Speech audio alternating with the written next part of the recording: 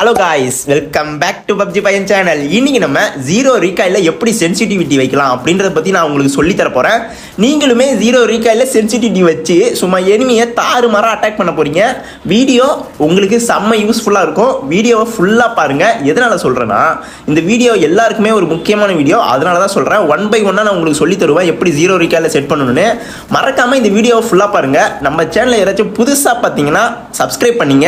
ஏன்னா நம்ம வந்து பப்ஜி ரிலேட்டடான வீடியோலாம் போடுவோம். நம்மளும் ஒரு ப்ரோ பிளேயர், இது உங்களுக்கு தெரியுமான்னு தெரியல. இந்த அடியெல்லாம் பார்த்து நீங்களும் நம்மள ப்ரோ பிளேயர் நினச்சிருப்பீங்க. என்னத்துக்கு எனக்கு தெரியும். சரி, ஓகே, நான் உங்களுக்கு இந்த வீடியோவில் எப்படி ஜீரோ ரீகால் வைக்கணும்னு சொல்லித்தரேன். இப்போ வாங்க ஸ்ட்ரெயிட்டாக வீடியோக்குள்ளே போயிடலாம்.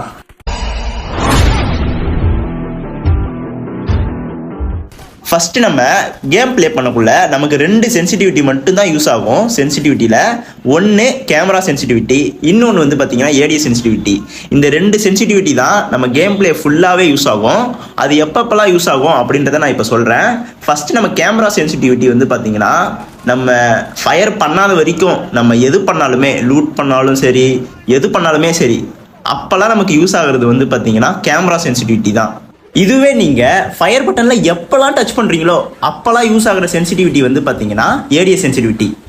இது மட்டும் உங்களுக்கு புரிஞ்சிருச்சுன்னா நீங்கள் ஈஸியாக சென்சிட்டிவிட்டி செட் பண்ணலாம். இருந்தாலும் பரவாயில்ல, நான் உங்களுக்கு கைட் பண்ணுறேன் எப்படி வைக்கணும்னு. அழகாக நம்ம வைக்க போகிறோம். அதுக்கப்புறம் எனிமையெல்லாம் போட்டு கதற விட போகிறோம். இப்போ நம்ம ட்ரைனிங் மேட்ச் உள்ள போவோம் வாங்க. ட்ரைனிங் மேட்ச்சில் ஒரு சில விஷயங்கள்லாம் இருக்குது. அது என்னன்னு நான் இப்போ சொல்கிறேன். ட்ரைனிங் மேட்ச்சில் வந்து பார்த்தீங்கன்னா எய்ம் அசிஸ்ட் யூஸ் ஆகவே ஆகாது. எதனால நான் சொல்கிறேன்னா, நம்ம எனிமி பக்கத்தில் ஃபயர் பண்ணுறோன்னு வச்சிங்களா, எனிமி மேலே பட்டுட்டு தான் எங்கே இருந்தாலும் போகணுமே. ஆனால் இப்போ வந்து நான் ஃபயர் பண்ணுறேன், எங்கே போகுதுன்னு மட்டும் நீங்களே பாருங்கள். நீங்களே பார்த்துருப்பீங்க, நம்ம எனிமி பக்கத்தில் தான் ஃபயர் பண்ணோம். ஆனால் மேலே ஒரு சொட்டு கூட படலை, ஒரு புல்லட்டு கூட படலை. இதுவே நம்ம மேட்ச் உள்ளே போயிட்டு எனிமி பக்கத்தில் ஃபயர் பண்ணாலே அப்படியே எனிமி கிட்ட போயிட்டு தான் அதுக்கப்புறம் மேலே எங்கேயாச்சும் போகுமே தவிர எனிமி மேலே புல்லட்லாம் படாமல் போகவே போகாது. இதை வச்சே நான் கண்டுபிடிச்சிட்டேன். உங்களுக்கு தெரியலன்னு வச்சிங்களா, இந்த விஷயம் தெரிஞ்சுக்கோங்க. ட்ரைனிங் மேட்ச்சில் எய்ம் அசிஸ்ட் யூஸ் ஆகாது. இப்போ நம்ம சென்சிட்டிவிட்டிக்குள்ளே போயிடலாம். செட்டிங்ஸ்குள்ளே சென்சிட்டிவிட்டி உள்ள வந்தீங்கன்னா லோ, மீடியம், அதுக்கப்புறம் ஹை, அதுக்கப்புறம் மோஸ்ட் யூஸ்ட், அதுக்கப்புறம் சீசன் எக்ஸ்பர்ட், அதுக்கப்புறம் கஸ்டமைஸ். இவ்வளோ தூரம் இருக்குது இதுக்குள்ளே. இதில் நீங்கள் ஃபஸ்ட்டு தடவை பிஜிஎம்ஐ ப்ளே பண்ணுறதா இருந்தால் மீடியம் வச்சு ப்ளே பண்ணுங்கள். அதுக்கப்புறமா கொஞ்சம் உங்கள் கேம் பிளே இம்ப்ரூவ் பண்ணால் ஹை இல்லைனா மோஸ்ட் யூஸ்டு, இது ரெண்டுத்தில் ஏதாச்சும் வச்சு யூஸ் பண்ணுங்கள். அதுக்கப்புறம் டேரெக்டாக கஸ்டமைஸ்குள்ளே போயிருங்க. ஏன் நான் டேரெக்டாக கஸ்டமைஸ்குள்ளே போக சொல்கிறேன்னா, நீங்கள் இந்த சென்சிட்டிவிட்டிலாம் யூஸ் பண்ணிட்டீங்கன்னா கொஞ்சம் உங்களால் கண்ட்ரோல்ஸ்லாம் பர்ஃபெக்டாக யூஸ் பண்ண முடியும். அதுக்கப்புறம் உங்களுக்கான சென்சிட்டிவிட்டியை நீங்களே கிரியேட் பண்ணிப்பீங்க. மாமே, சுலபமாக சொல்லணும்னா கஸ்டமே இல்லாமல் சென்சிட்டிவிட்டி யூஸ் பண்ணணும்னா கஸ்டமைஸ்குள்ளே வாங்க.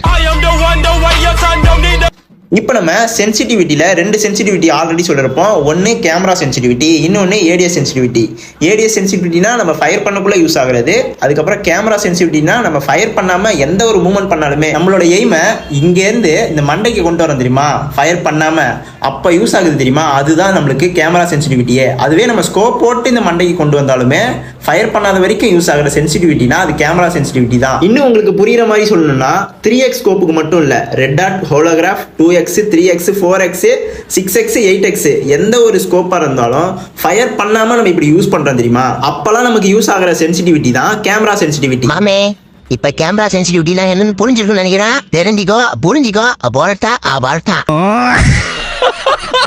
இப்போ நம்ம ஏடிஎஸ் சென்சிட்டிவிட்டியை பற்றி பார்ப்போம். சேம் அதே தான். அப்போ வந்து ஃபயர் பண்ணாமல் யூஸ் பண்ண தெரியுமா, அது வந்து கேமரா சென்சிட்டிவிட்டி. இதுவே நம்ம ஃபயர் பண்ணி யூஸ் பண்ணனா, இங்கேருந்து இப்போ இங்கே ஃபயர் பண்ணி யூஸ் பண்ணனா அது ஏடிஎஸ் சென்சிட்டிவிட்டி. ஸ்கோப் போடாமல் ரெட் டாட்டாக இருந்தாலும் அதே தான், ஃபயர் பண்ணிக்கிட்டே. அதுக்கப்புறம் ஹோலோகிராஃபாக இருந்தாலும் ஃபயர் பண்ணிக்கிட்டே இப்படி யூஸ் பண்ணால் ஏடிஎஸ் சென்சிட்டிவிட்டி தான் யூஸ் ஆகும். 2x, 3x, 4x, 6x, 8x இருந்தாலுமே நம்ம ஃபயர் பண்ணக்குள்ள யூஸ் ஆச்சு அப்படின்னா அது ஏடிஎஸ் சென்சிட்டிவிட்டி. இது வரைக்கும் நம்ம கேமரா சென்சிட்டிவிட்டி அண்டு ஏடிஎஸ் சென்சிட்டிவிட்டியை பற்றி எக்ஸ்பிளைன் பண்ணியிருப்பேன். உங்களுக்கு நல்லாவே புரிஞ்சிருக்கும். இப்போ எப்படி நம்ம கன்ல கண்ட்ரோல் பண்ணி ஃபயர் பண்ணலாம் ஜீரோ ரீகாயில் அப்படின்றத பார்ப்போம். மாமே, இதுதான் முக்கியமான இடமே. ஸ்கிப் பண்ணாமல் ஃபுல்லாக பாருங்க. சப்ஸ்கிரைப் பண்ணலாம் மறக்காம சப்ஸ்கிரைப் பண்ணிடுங்க, இல்லைனா என்ன ஆகுது உங்களுக்கே தெரியும். இப்போ நம்ம கேமரா சென்சிட்டிவிட்டியில் டிபிபி நோஸ்கோப்பும் எஃபிபி நோஸ்கோப்பும் ஃபுல்லாக வைக்க போகிறோம். அவ்வளோதான், ஃபுல்லாக வச்சாச்சு. அதுக்கப்புறம் ஏடிஎஸ் சென்சிட்டிவிட்டியில் டிபிபி நோஸ்கோப்பும் எஃபிபி நோஸ்கோப்பும் ஃபுல்லாக கம்மி பண்ணியாச்சு. இப்போ நம்மளால் எய்ம்லாம் நல்லாவே ஃபாஸ்ட்டாக மூவ்மெண்ட்லாம் பண்ண முடியுது. நல்லாவே இருக்குது. ஆனால் ஃபயர் பண்ணால் மட்டும் நம்மளால் எய்மை வந்து கரெக்டாக கண்ட்ரோல் பண்ண முடியல. ஃபயர் பட்டன்லேருந்து கை எடுத்ததுக்கப்புறம் நல்லா மூவ்மெண்ட் ஆகுது. எதனால? நான் தான் சொல்லியிருப்பேன்ல, ஃபயர் பட்டனில் கையை வச்சா நம்மளுக்கு யூஸ் ஆகிற சென்சிட்டிவிட்டி ஏடிஎஸ் சென்சிட்டிவிட்டி. அந்த ஏடிஎஸ் சென்சிட்டிவிட்டியை நம்ம கம்மி பண்ணிட்டோம். அப்புறம் எப்படி நம்ம ஃபயர் பட்டனில் கை வைக்கக்குள்ள நம்ம எய்ம் ஃபாஸ்ட்டாக இருக்கும். இப்போ நம்ம கேமரா சென்சிட்டிவிட்டியில் ஃபுல்லாக கம்மி பண்ணிவிடுவோம், ஏடிஎஸ் சென்சிட்டிவிட்டியில் ஃபுல்லாக இன்க்ரீஸ் பண்ணிவிடுவோம். இப்போ என்ன ரியாக்ட் ஆகுதுன்னு பார்ப்போமா? இப்போ நம்மளால் மூவ்மெண்ட்டாக எதுவுமே பண்ண முடியல. ஆனால் நம்ம இப்போ ஃபயர் பட்டனில் கை வைக்க போகிறோம். எப்படி ரியாக்ட் ஆகுதுன்னு மட்டும் பாருங்கள். அங்கே பாருங்கள், ஃபயர் பட்டனில் கையை வச்ச உடனே ஃபாஸ்ட்டாக ரிஃப்ளெக்ட் ஆகுது. ஃபயர் பட்டனில் கையை எடுத்துட்டோன்னா ஒரு சொட்டு கூட மூவ் ஆகலை, அங்கே தான் இருக்குது. திரும்பி நம்ம ஃபயர் பட்டனில் கை வச்ச உடனே ஃபாஸ்ட்டாக மூவ் ஆகுது. இருங்க, நம்ம ஃபயர் பட்டன் மட்டும் லைட்டாக தெரியிற மாதிரி வச்சுப்போம். லைட்டாக தெரியிற மாதிரி, ஃபுல்லாகவே தெரியிற மாதிரி வச்சிருவோம், அவ்வளோதான். இப்போ எப்படி ரியாக்ட் ஆகுதுன்னு பாருங்கள். ஃபயர் பட்டனில் கையை வச்சதுக்கப்புறம் சும்மா டக்குன்னு நம்மளோட எய்ம்லாம் அப்படியே ஃபாஸ்ட்டாக இருக்குது, நல்லா ஹெட் ஷாட்டும் விழுது. ஆனால் நம்மளால் மூவ்மெண்ட் மட்டும் ஃபயர் பட்டனில் கையை வைக்காதப்ப மூவ் பண்ண முடியல. ஃபயர் பட்டனில் கை வைக்கக்குள்ள மட்டும்தான் மூவ் பண்ண முடியுது. இப்போ நம்ம ரெண்டுத்தையுமே ஃபுல்லாக வைக்க போகிறோம். அதாவது கேமரா சென்சிட்டிவிட்டியில் டிபிபி நோஸ்கோப்பும் எஃபிபி நோஸ்கோப்பும் ஃபுல்லாக வைக்க போகிறோம். ஏடிஎஸ் சென்சிட்டிவிட்டியில் ஆல்ரெடி ஃபுல்லாக இருக்குது. இப்போ எப்படி ரியாக்ட் ஆகுதுன்னு பார்ப்போமா? இருங்க, ரெண்டுமே ஃபுல்லாக இருக்குது. இப்போ நம்மளால் ரெண்டுமே பண்ண முடியுது. மூவ்மெண்ட்டும் கொஞ்சம் ஃபாஸ்ட்டாக இருக்குது. ஐயோ, கண்ட்ரோலே பண்ண முடியல, எப்பா ரொம்ப ஃபாஸ்ட்டாக இருக்கே. இந்த அளவுக்கு நமக்கு ஃபாஸ்ட்லாம் தேவையில்லை. அங்கே பாருங்கள், கண்ணா பண்ணான்னு போது நம்ம எய்ம்லாம். இப்போ நம்ம இந்த எய்மை பாதியாக கம்மி பண்ண போகிறோம். 400லேருந்து 200 மாற்ற போகிறோம். கேமரா சென்சிட்டிவிட்டியில் டிபிபி நோஸ்கோப்பும் எஃபிபி நோஸ்கோப்பும், அதுமாரி ஏடிஎஸில் டிபிபி நோஸ்கோப்பும் எஃபிபி நோஸ்கோப்பும் 200 வச்சாச்சு. இப்போ நம்ம எய்மை மட்டும் பாருங்கள், சும்மா அக்யூரேட்டாக உழுது. போடு வேறு லெவலு, வெறித்தனமாக உழுது. அங்கே பாருங்கள், அடியா சும்மா எட்டாக உழுது. இப்போ கொஞ்சம் உழுது, பட் ஆனால் இன்னும் கொஞ்சம் இம்ப்ரூவ் பண்ணிப்போம். அப்போ தான் நம்மளோட ரிஃப்ளெக்ஸ் கொஞ்சம் ஃபாஸ்ட்டாக இருக்கும். அதனால் இன்னும் கொஞ்சம் இன்க்ரீஸ் பண்ணிப்போம். கேமரா சென்சிட்டிவிட்டியில் டிபிபி நோஸ்கோப் வந்து ஒரு 270லேருந்து 80க்குள்ளே எவ்வளோனா வச்சுப்போம். போதும், இது போதும். அதுக்கப்புறம் எஃபிபி நோஸ்கோப்பு கேமரா சென்சிட்டிவிட்டியில் ஒரு 260க்குள்ளே வச்சுப்போம். அவ்வளோதான், 260. அதுக்கப்புறம் அப்படியே ஏடிஎஸ் சென்சிட்டிவிட்டி வந்தீங்கன்னா இதில் ஒரு 240 45 அது போல் வச்சுக்கலாம். 40 வச்சுக்கலாம். இதில் ஒரு 260 வச்சுக்கலாம். இதுவே ஓகே தான். இப்போ நம்ம எய்மை மட்டும் பாருங்கள். அங்கே பாருங்கள், நம்ம எய்மு ஹெட்டா விழுது, ஹெட்டா. இதுக்கப்புறம் எனிமிக்கெல்லாம் ஹெட்டு தான். இந்த சென்சிட்டிவிட்டி மட்டும் நீங்கள் இது போல் செட் பண்ணிக்கோங்க. கொஞ்சம் ஃபாஸ்ட்டாக வச்சிங்கன்னு வச்சிங்களா, இது போல் ஹெட்டாக விழும். அதுக்கப்புறம் எனிமி எப்படியே போட்டு வந்தாலாம், லைட்டாக டச் பண்ணாலே அப்படியே ஹெட்டாக விழும். இது போல் லைட்டாக டச் பண்ணாலே ஹெட்டாக விழும். அப்புறம் எனிமி டப்பு நாக் ஆகணும். அங்கே பாருங்கள், லைட்டாக தொட்டாலும் நாக் ஆகணும். பார்த்துக்கோங்க, நான் ஒன்றுமே பண்ணல, லைட்டாக தான் தொட்டா அப்படியே எனிமி நாக்கு. இப்போ நம்ம red dot 2x 3x 4x 6x இதுக்கெல்லாம் எப்படி சென்சிட்டிவிட்டி செட் பண்ணுறதுன்னு சொல்லித்தரேன். சேம் இதே ப்ராசஸ் தான். ஃபயர் பட்டனில் கை வைக்கக்குள்ள ஒரு சென்சிட்டிவிட்டி யூஸ் ஆகும், ஃபயர் பட்டன்லேருந்து கை வைக்காம யூஸ் பண்ணக்குள்ள ஒரு சென்சிட்டிவிட்டி யூஸ் ஆகும். அவ்வளோதான் வித்தியாசம். இப்போ நம்ம ட்ரைனிங் மேட்சுக்குள்ளே போவோம், அப்போ தான் உங்களுக்கு ஈஸியாக புரியுமே. The next day. இப்போ நம்ம எல்லா ஸ்கோப்புக்கும் பர்ஃபெக்டான சென்சிட்டிவிட்டி வைக்க போகிறோம். இப்போ நம்ம ஃபஸ்ட்டு ரெட் டாட்டு ஸ்கோப் போட்டு மூவ்மெண்ட் பண்ணுறேன், ஒன்றுமே பண்ண முடியல. எதனால? செட்டிங்ஸில் ஏதோ ப்ராப்ளம் இருக்குது சென்சிட்டிவிட்டியில்.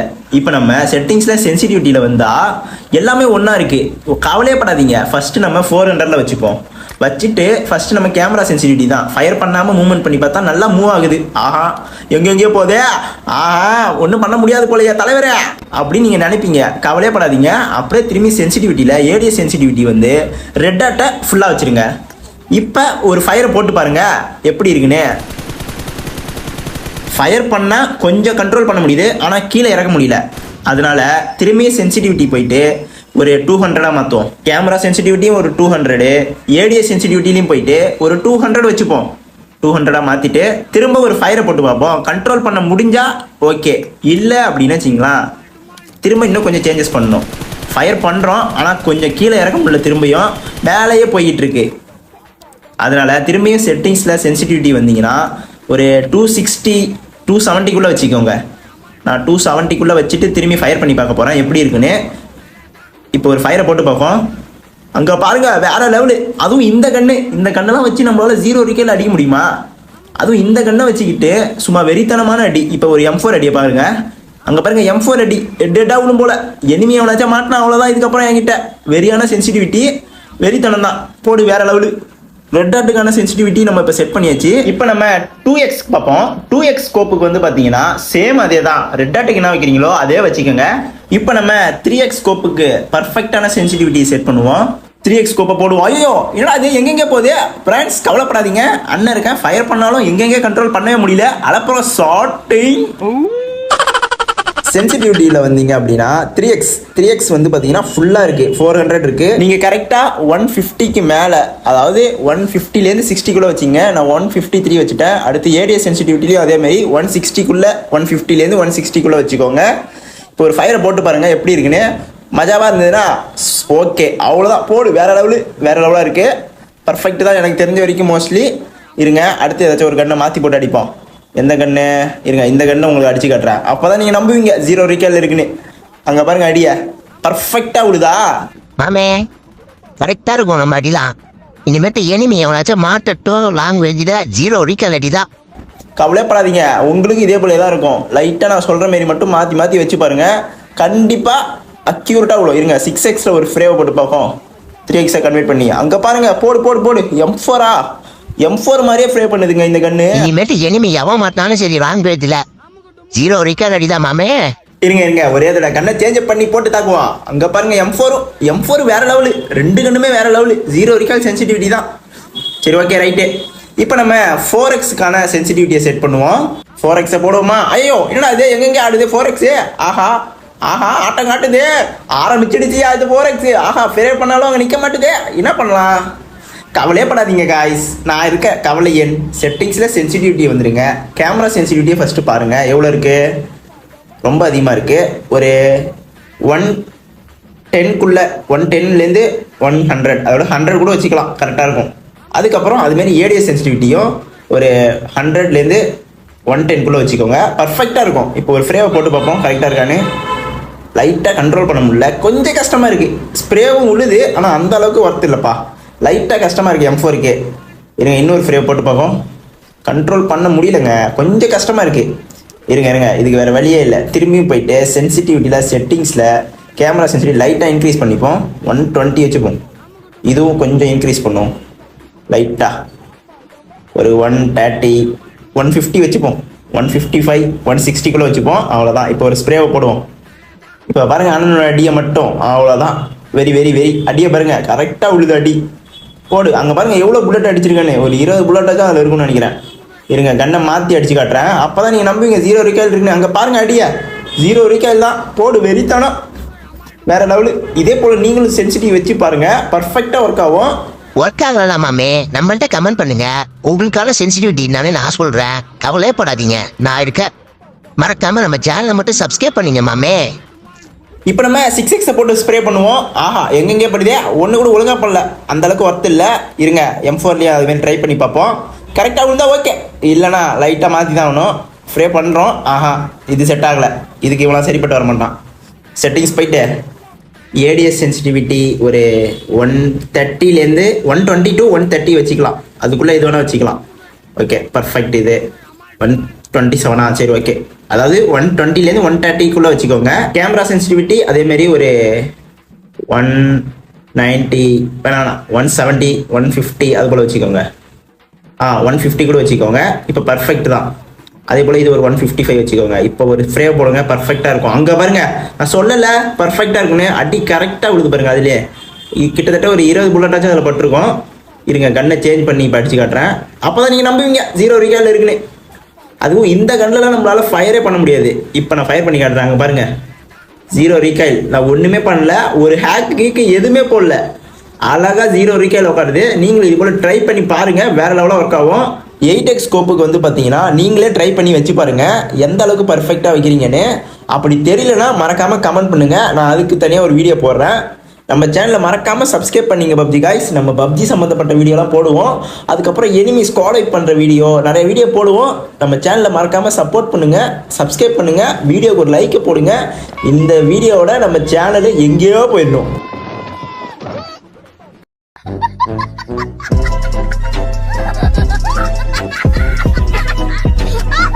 இன்னும் உங்களுக்கு சிம்பிளாக சொல்லணும்னா, கேமரா சென்சிட்டிவிட்டி வந்து பார்த்தீங்கன்னா நீங்கள் ஃபயர் பண்ணாதப்ப ஸ்கோப் போட்டு இப்படி பார்க்குறீங்க தெரியுமா எனிமி எங்கெல்லாம் இருக்கான்னு, அதுமாரி மூவ்மெண்ட் பண்ணக்குள்ளே யூஸ் ஆகிறது தான் கேமரா சென்சிட்டிவிட்டி ஸ்கோப்பில். அதுவே ஏடிஎஸ் சென்சிட்டிவிட்டினா ஃபயர் பண்ணும்போது நம்மளோட எய்ம் மேலே ஒன்று போச்சுன்னா நீங்கள் என்ன பண்ணணும், சென்சிட்டிவிட்டி லைட்டாக இன்க்ரீஸ் பண்ணணும். இதே கீழே இறங்கிச்சுன்னா சென்சிட்டிவிட்டி லைட்டாக கம்மி பண்ணணும். அவ்வளோதான் வித்தியாசம். இதை மட்டும் நீங்கள் பர்ஃபெக்டாக வச்சிட்டிங்கன்னா உங்களோட எய்ம்லாம் வேறு லெவலாக இருக்கும். அதுக்கப்புறம் நீங்களுமே எனிமியை ஈஸியாக லாங் ரேஞ்சில் அட்டாக் பண்ணலாம். கொஞ்சம் ட்ரைனிங் மேட்ச்சில் போயிட்டு சென்சிட்டிவ் மட்டும் பக்காவாக ட்ரை பண்ணிக்கோங்க. வெறித்தனமாக அடிக்கலாம் எல்லாம் லாங் ரேஞ்சில். சரி ஓகே பப்ஜி காய்ஸ், இந்த வீடியோ உங்களுக்கு பிடிச்சிருந்ததுன்னா மறக்காமல் நம்ம சேனலை சப்ஸ்கிரைப் பண்ணிட்டு இந்த வீடியோக்கு மட்டும் ஒரே ஒரு லைக்கை போடுங்க. நம்ம அடுத்த வீடியோவில் பார்க்கலாம். பாய் பாய் காய்ஸ்.